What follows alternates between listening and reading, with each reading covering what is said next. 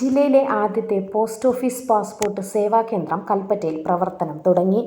Kalpetta head post ഓഫീസിൽ കേന്ദ്ര പരിസ്ഥിതി, വനം, കാലാവസ്ഥാ വ്യതിയാന വകുപ്പ് സഹമന്ത്രി കീർത്തി വർദ്ധൻ സിംഗ് ഉദ്ഘാടനം ചെയ്തു.